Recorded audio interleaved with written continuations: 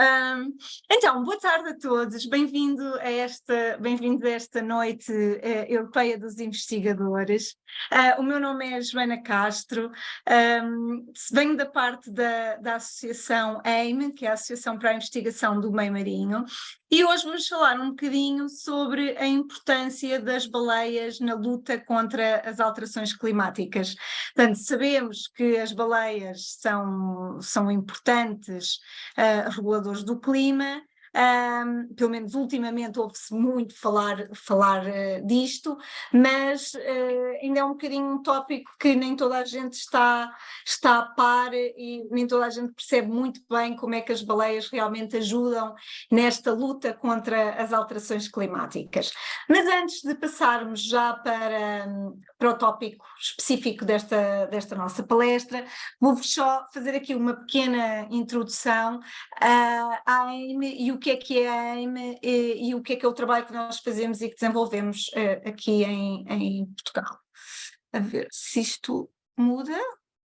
Ok, boa, está a funcionar. Então, a AIME é a Associação para a Investigação do Meio Marinho. Nós somos uma organização não governamental portuguesa, portanto sem fins lucrativos, e que nos dedicamos à investigação e conservação de espécies marinhas, maioritariamente megafauna marinha, que habitam no sul de Portugal, especificamente no sul de Portugal, mas também trabalhamos em todo o país e especificamente no Oceano Atlântico, e também temos outros projetos um bocadinho mais internacionais e que se expandem um bocadinho para além do Atlântico, mas maioritariamente é realmente no Atlântico e aqui no sul de Portugal. Portanto, a nossa visão é ser uma referência para a investigação, conservação e educação do meio marinho, fornecer dados científicos que promovam medidas eficazes de gestão e conservação do meio marinho e incentivar um código de conduta responsável nas atividades turísticas relacionadas com os cetáceos. Portanto, como eu disse, nós trabalhamos maioritariamente com megafauna marinha e isto compreende principalmente os cetáceos, portanto as baleias e os golfinhos, os tubarões e as tartarugas, desculpem, e as tartarugas marinhas. São estes grupos com os quais nós trabalhamos maioritariamente. Portanto, trabalhamos com estes taxas, como eu vos estava a dizer, e grande parte dos nossos projetos de investigação, também resultando dos taxas com os quais trabalhamos, implicam estudos a longo prazo, não é? Estudos de longa duração. Isto porque são taxas complicados de estudar e que, por vezes, não é só fazendo um pequeno estudo durante uma época de campo ou durante um ano que nos permite dizer algo conclusivo sobre estes animais, não é? Quer seja o seu comportamento, quer seja a sua ocupância, a sua distribuição. Portanto, precisamos de estudos um bocadinho mais longos para podermos dizer algo com mais certeza. E, portanto, os estudos da megafauna marinha, em particular destes taxas, requerem realmente estudos de longa duração, especialmente quando falamos aqui de habitats naturais. E, portanto, os nossos projetos incidem maioritariamente na vigilância e monitorização da megafauna marinha, ecologia da megafauna marinha, fazemos muitos estudos comportamentais de cetáceos e uma caracterização e melhoria das atividades turísticas de observação de cetáceos. Portanto, aqui temos alguns dos trabalhos de campos que nós fazemos, portanto, muito prende-se uma vez que trabalhamos com estes animais no ambiente natural, prende-se em termos de observar estes animais no selvagem, não é? Portanto, no seu ambiente natural, portanto, muitas saídas de barco para muita recolha de dados, muitos trabalhos de fotoidentificação, muitos trabalhos também com drones, muitos trabalhos com variáveis, portanto, que relacionam a ocorrência destes animais com o meio, portanto, muitas vezes também envolve recolha de diferentes variáveis, neste caso aqui, portanto, recolha de fitoplâncton e zooplâncton, e por vezes também recolha de lixo que por vezes ocorre no ambiente natural. Muito bem, então isto foi assim uma introduçãozinha rápida ao trabalho que nós fazemos. Vocês podem ver mais sobre os nossos projetos e sobre os estudos que temos a decorrer neste momento no nosso site, portanto deixo-vos esse convite. E agora passando um bocadinho mais especificamente ao papel das baleias na conservação do planeta. E aqui nós vamos nos focar um bocadinho mais nas baleias, mas isto estende-se um bocadinho para os cetáceos no geral, não é? Portanto, para estes, claro que as baleias, pela dimensão que têm e pelo tipo de alimento que comem, não é? Têm umas características específicas, mas estendemos isto também um bocadinho aqui aos golfinhos, está bem? E, portanto, como é que estes animais ajudam nesta luta climática e nesta luta às alterações climáticas? Então, nós sabemos, e não vou aqui entrar em muitos detalhes sobre os problemas que o nosso planeta enfrenta nos dias de hoje, não é? Portanto, temos muitos problemas de seca, muitos problemas de fogos, muitos problemas de poluição, todo o tipo de poluição, desde química sonora, luminosa, todo o tipo de poluição, muitas alterações a nível de cheias, muito de gelo que ocorre, portanto, todas estas alterações que nós temos hoje em dia, muitas delas resultantes de ações que o homem tem e que realmente impactam o nosso ambiente e que levam a que haja uma aceleração nestas alterações ambientais a um nível muito rápido, não é? E que o próprio sistema não está a conseguir acompanhar, não é? E ao longo dos anos, nós investigadores, temos nos focado muito sobre o papel das florestas e muito deste trabalho tem incidido sobre a questão do carbono e sobre o dióxido de carbono. E sobre o papel das florestas e da importância das florestas na questão da qualidade do ar e na questão da qualidade da captação, da importância na captação de carbono, mas o papel dos oceanos nesta ação da regulação do clima não tem sido não foi muito estudado, não é? Portanto, não foi muito aprofundado. E nas últimas décadas tem-se prestado realmente mais atenção ao papel dos oceanos nesta regulação do clima. E temos vindo a descobrir que os oceanos têm um papel fundamental, não é? Portanto, nós devemos cada respiração que damos ao oceano, não é? Ao oceano e aqui, ou aos oceanos, ao oceano como um todo, não é? Pronto, e portanto, não há muitos estudos e agora sim começam a ser desenvolvidos mais estudos neste sentido de perceber realmente a importância dos oceanos em toda esta dinâmica da regulação do clima. As florestas sim já estão um bocadinho mais, já percebemos um bocadinho melhor como é que atuam, não é?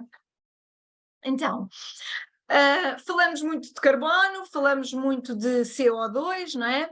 Dióxido de carbono, e portanto, sabemos hoje que uma das principais formas de mitigar as alterações climáticas é realmente esta captação e este controle do dióxido de carbono e do carbono que está na atmosfera. Sabemos também que sabemos hoje que os oceanos são o maior depósito de carbono do mundo e que absorvem cerca de 25% das emissões atmosféricas de carbono. E que 90% do dióxido de carbono que temos na Terra é armazenado nos oceanos. Portanto, nós hoje temos uma noção que antigamente não tínhamos de que realmente o oceano tem um papel muito mais importante do que aquilo que nós pensávamos nesta regulação do dióxido de carbono e do carbono e consequentemente da mitigação das alterações climáticas no planeta, não é? Portanto, estima-se que a captura e armazenamento anual de carbono pelos oceanos seja equivalente a mais de 1,5 bilhões de toneladas de dióxido de carbono, que estamos a falar de algo muito, muito, muito superior àquilo que nós pensávamos e que tínhamos ideia, não é?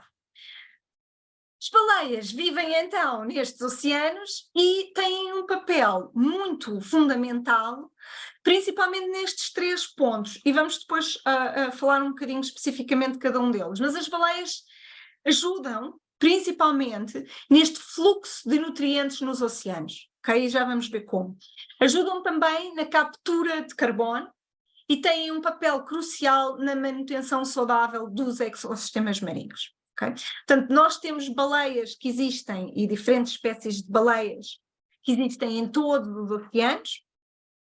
Também sabemos que as baleias fazem grandes migrações, não é? Algumas espécies fazem grandes migrações ao longo dos diferentes dos oceanos e dos mares, e, portanto, são animais que realmente desempenham um papel muito fundamental aqui ao nível destes 3 pontos, tanto o fluxo de nutrientes como a captura do carbono e, portanto, nesta manutenção saudável dos ecossistemas marinhos. E então nós hoje vemos as baleias como engenheiros ou engenheiras do ecossistema, não é? Há até quem diga que as baleias, para além de engenheiras, são também os agricultores. Há quem diga muito que as baleias são também os agricultores do mar, não é? E vamos ver exatamente isto como. Isto porque as baleias fazem esta chamada transferência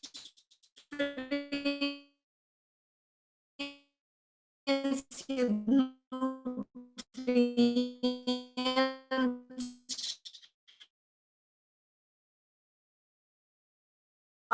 de 2 fenómenos, um que é este whale afundar da baleia, e outro. As baleias, como é que elas são estes engenheiros? As baleias são engenheiros e são os fertilizadores, não é? Fertilizam os oceanos. E como é que elas fazem isto? As baleias têm por norma, e dependendo das espécies, também varia um bocadinho, de se moverem de forma vertical na coluna d'água, não é? Portanto, o que elas fazem é que tendem a mover-se de zonas um pouco mais frias, massas mais frias de água, para zonas mais quentes à superfície, e também de uma forma longitudinal, no sentido que, imaginem, as baleias têm uma tendência a procurar alimento em camadas em profundidade, portanto procuram alimento em profundidade e vêm à superfície para respirar. Quando as baleias estão a fazer este círculo, estão a potenciar movimentos de águas, massas de águas, e tudo isto ativa e mistura nutrientes. Mais ainda, as baleias tendem a defecar à superfície. E quando defecam à superfície, elas vão então aí nesse momento fertilizar muito a superfície da água e vão fertilizar com nutrientes que estão nas suas pedras, não é? No seu cocó, têm muitos nutrientes, como por exemplo o ferro e outros, e estes nutrientes vão alimentar, por assim dizer, vão alimentar fortemente o fitoplâncton, não é? Fitoplâncton, que são uma espécie de pequenas plantas marinhas, por assim dizer, não é? Que se vão alimentar e que vão fazer a sua fotossíntese, e ao fazerem a sua fotossíntese vão absorver o CO2 que está no ar e vão libertar oxigênio para a atmosfera. E, portanto, assim vão fazer esta captação de CO2 que está no ar. Portanto, as baleias são um grande impulsionador desta produção primária e desta captação de carbono que ocorre aqui pelo fitoplâncton, portanto, através das suas fezes à superfície. E potenciando este movimento e este movimento de nutrientes, no fundo, não é? Pronto. Mas o facto de estes animais também se moverem de zonas, fazerem estas grandes migrações em que se movem de um local, de zonas, imaginem, estes animais têm tendência a reproduzirem-se em zonas mais quentes e a alimentarem-se em zonas mais frias.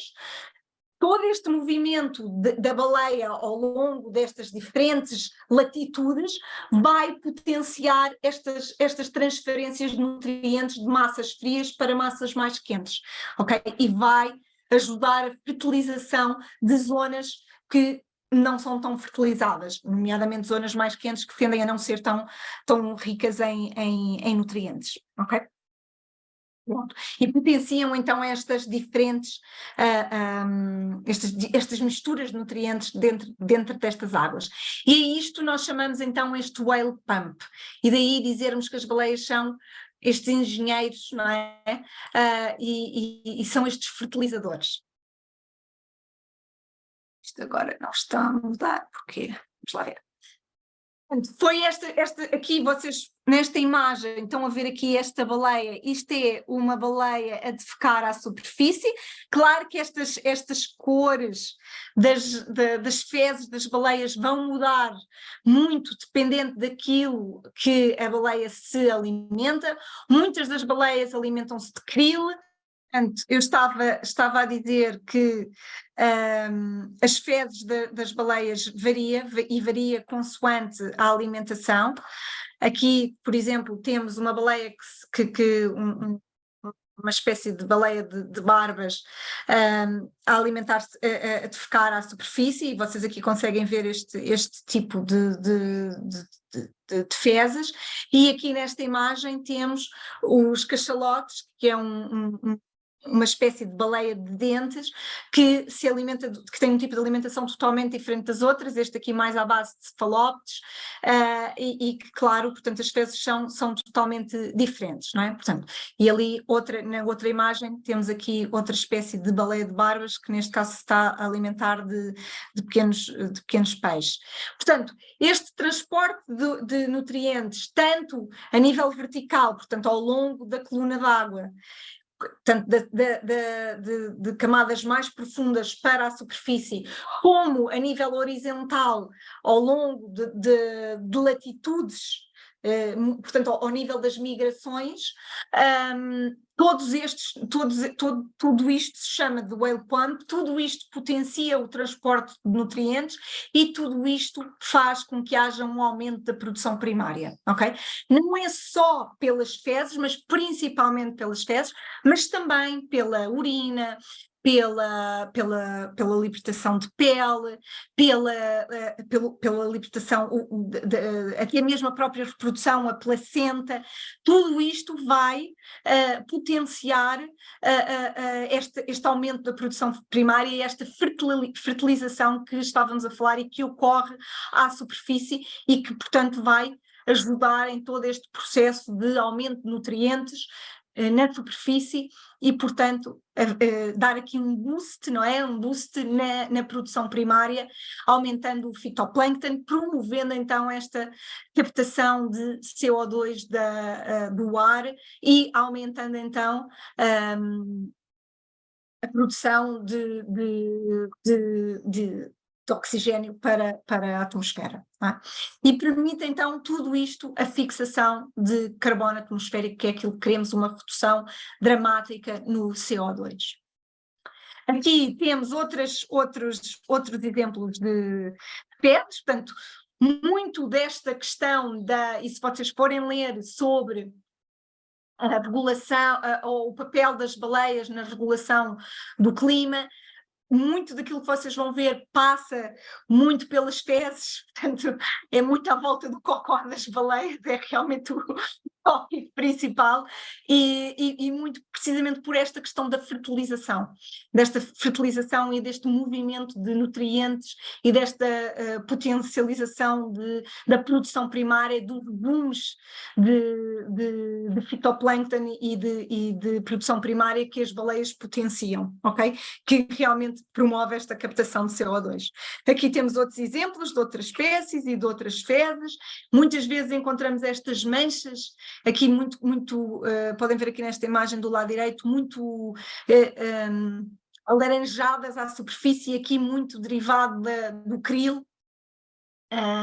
E portanto o krill muito rico em ferro e portanto há muito destes slogans do whale poop against climate change. Isto vê-se muito quando estamos à procura de tentar estudar e perceber melhor esta relação das baleias no papel da regulação das alterações climáticas.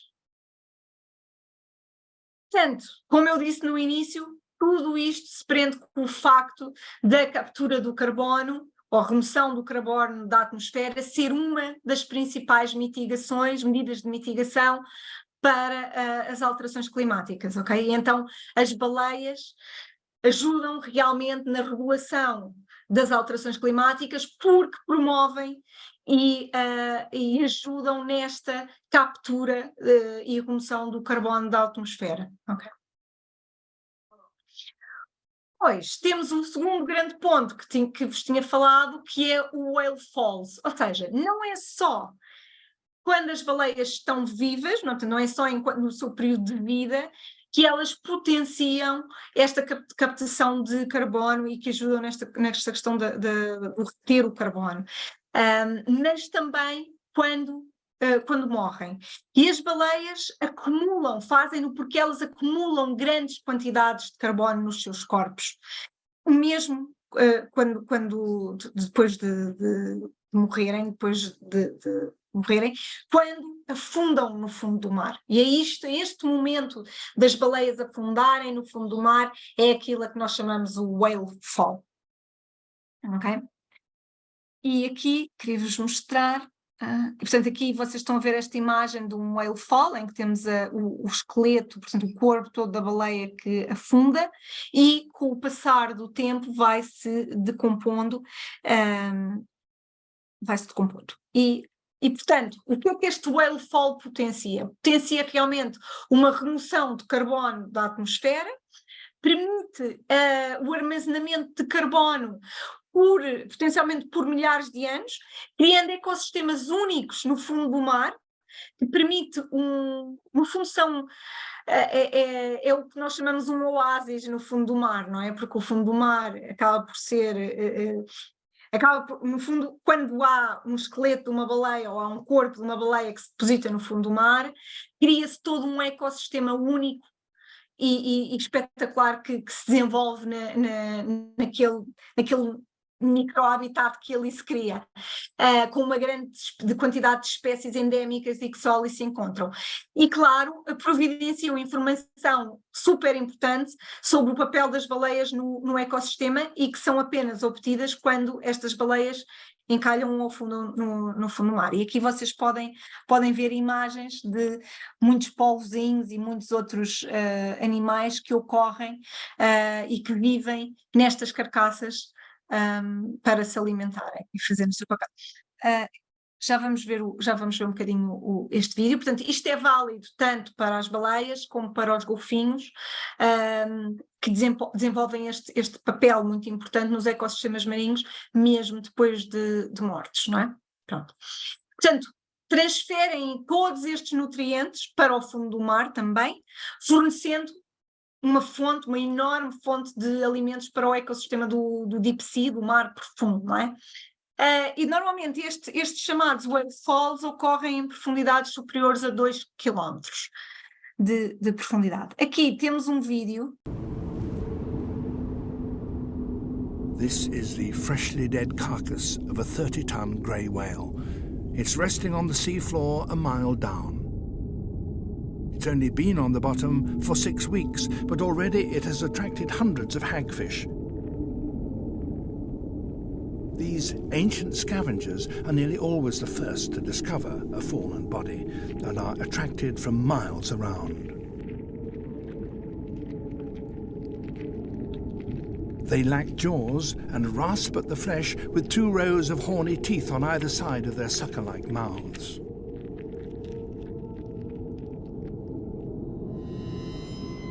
Next to arrive a sleeper shark, a real deep-sea specialist. They grow to over 7 meters long and have never been filmed at such a depth before. The gaping wounds in the whale's flank are its work.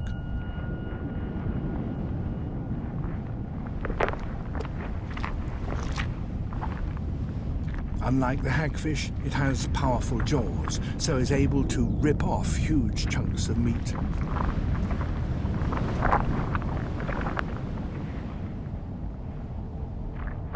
Sharks, hagfish, and a whole succession of different deep-sea scavengers will feast on the carcass for years before all its nutriment is gone. 18 months later, when we returned to this whale, all that was left was a perfect skeleton stripped bare.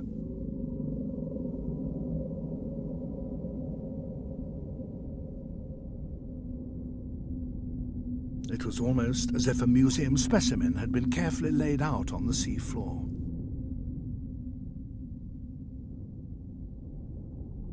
At first, the skeleton seemed totally abandoned, but even after so long, there was still some flesh left in the head.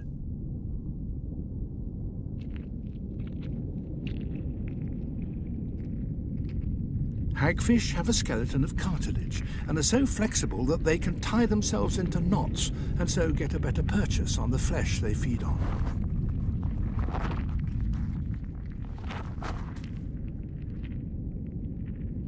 But smaller organisms had fed here. A thick band of white bacteria had formed on the mud, outlining the original shape of the whale. And on the skeleton itself, colonies of specialized bacteria were extracting energy from the bones themselves. Most remarkably, and in huge abundance, polychaete worms were collecting the last edible fragments. These are a new species that so far have only been found on the fallen bodies of whales. Scientists have discovered 178 different animals on a single whale vertebra, most of which have been found nowhere else. Obviamente estes vídeos são sempre muito interessantes e super difíceis de observar, mas realmente, claro, conseguir vídeos a 2 km de profundidade é realmente complicado, mas realmente dão-nos imagens incríveis e permite-nos ter uma noção daquilo que está a acontecer nestas zonas, não é? Completamente diferente e é sem dúvida muito interessante. Portanto, aqui temos os vários estágios do ecossistema da whale fall. Portanto, nos 2 primeiros anos temos então os animais necrófagos, como por exemplo os tubarões, caranguejos, pequenos peixes-ratos que vão e que comem, portanto, toda a parte de tecido, músculo, gordura, toda a carne, não é? Depois temos, ao fim de 2 anos, temos os vermes, crustáceos e músculos, e depois, ao fim de 10 e 50 anos, até aos ossos que serão consumidos por bactérias. E portanto, aquilo que acontece neste sistema é que nada é desperdiçado, portanto, tudo ali é aproveitado. E a diversidade de espécies que são encontradas neste último estágio é maior do que qualquer outra comunidade conhecida no Deep Sea, no mar profundo, o que é realmente incrível. Portanto, hoje sabemos que uma baleia captura a mesma quantidade de CO2 que milhares de árvores.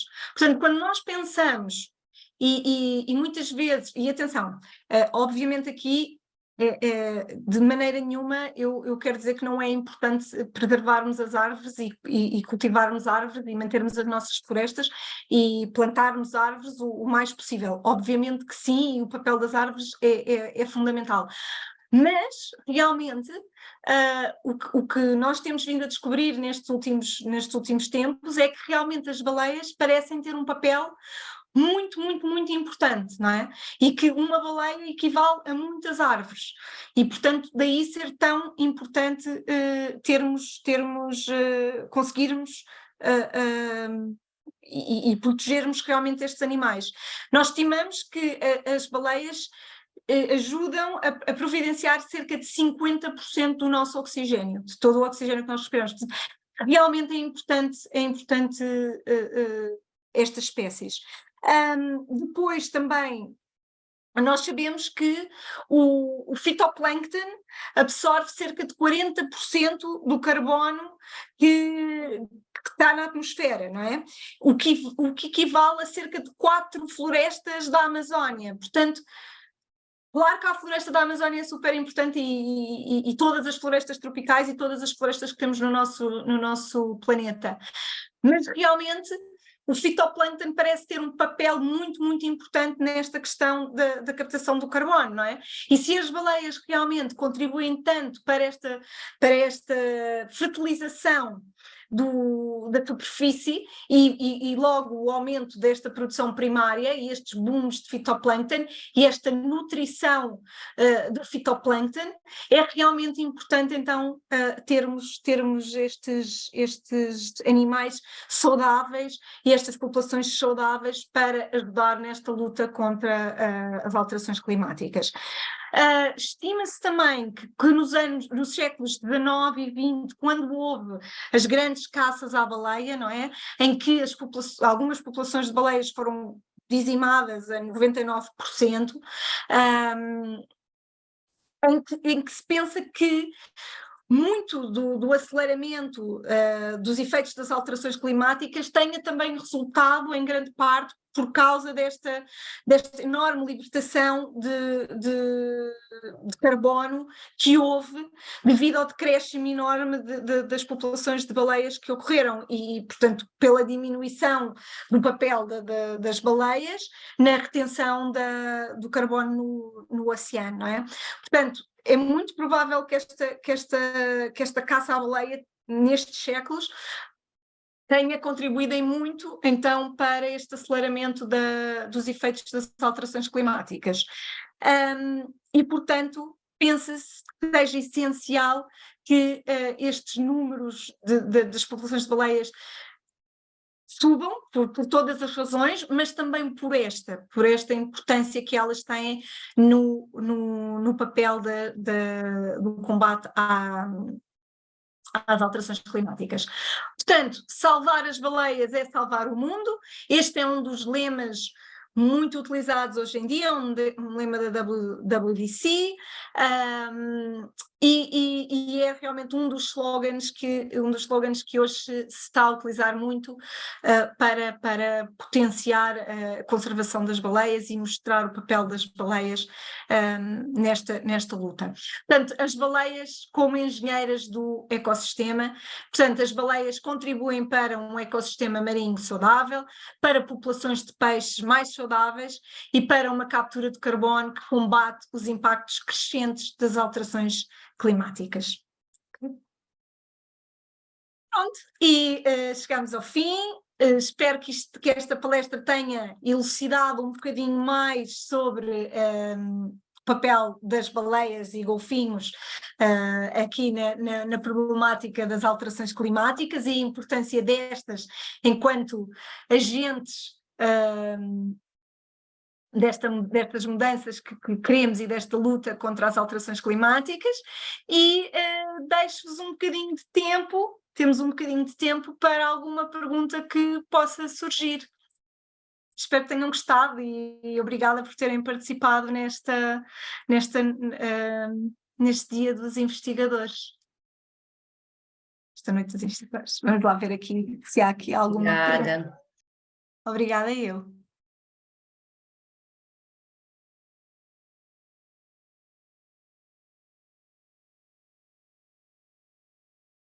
Muito obrigada. Se tiverem depois alguma pergunta, agora caso não se lembrem e depois tiverem alguma dúvida, se quiserem fazer a pergunta, podem também deixá-la por mensagem ou escrever pelas redes sociais, como quiserem.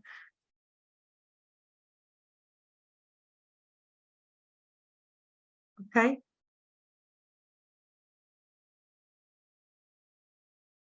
Se o esperma da baleia contribui, eu diria que sim, provavelmente.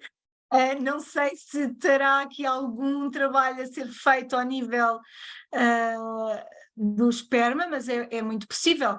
É muito possível. Não vejo por que não, não é? É muito nutritivo, portanto é possível que sim.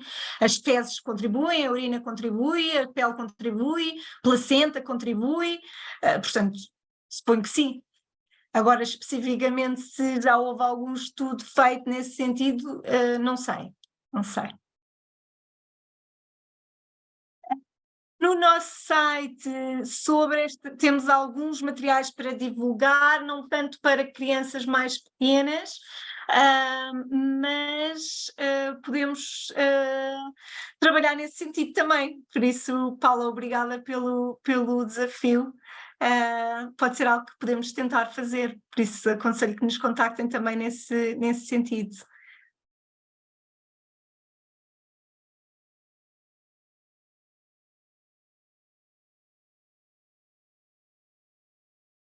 Uma das organizações que tem muito e que tem trabalhado muito nesta questão do clima e das baleias, do papel das baleias no clima, na regulação do clima, é a WDC, portanto esta organização que eu falei aqui, que é World Whale and Dolphin Conservation, e eles têm realmente muita esta parte das partes educacionais, com muitos filmes para crianças, e este trabalho está muito bem feito por eles.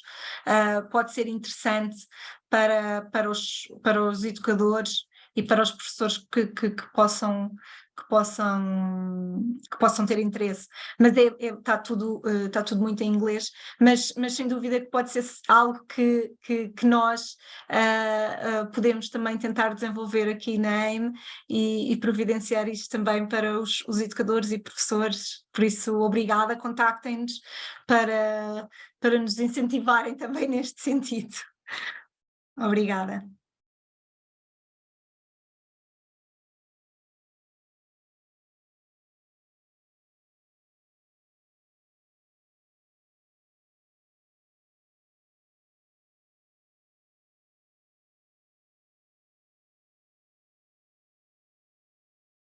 E perguntavam se há baleias que são mais cosmopolitas, outras que são mais.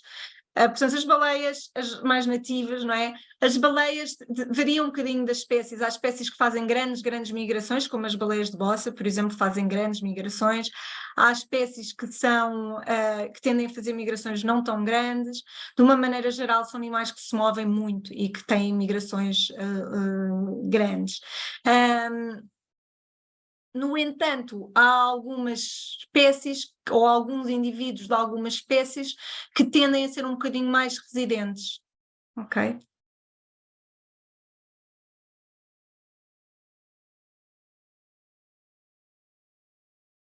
Existe alguma lei para a conservação dos países do mundo?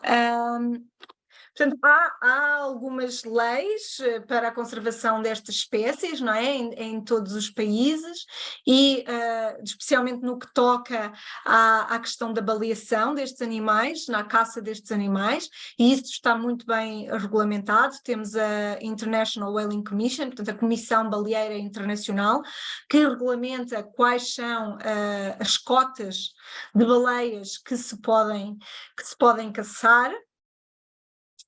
E pelo menos dos países membros desta comissão, portanto também esta comissão está hoje muito interessada neste papel das baleias na regulação do clima, e a comunidade científica está toda ela muito interessada em tentar perceber mais e melhor como é que estes animais ajudam nesta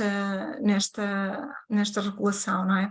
E agora também expandir um bocadinho os estudos para os golfinhos, mas as baleias acaba por ser um bocadinho mais mais fácil de conseguir estudar neste sentido. Pelas próprias migrações, pelas próprias fezes, pelos próprios alimentos, tudo isso.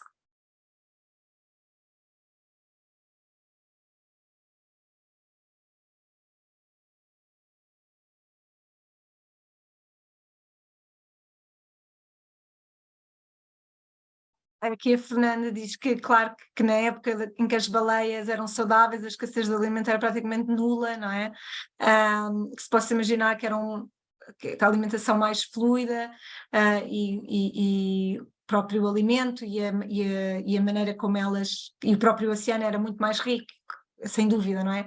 E claro que conservar, como diz aqui a Fernanda, conservar as baleias é o caminho, sem dúvida, por todas estas razões que nós falámos e muitas outras, não é? A nossa delegação, portanto, nós estamos situados no Algarve, em Albufeira, mas trabalhamos em toda a costa sul de Portugal. Pronto, eu deixo-vos aqui as sugestões de nos seguirem nas redes sociais, vocês têm as nossas.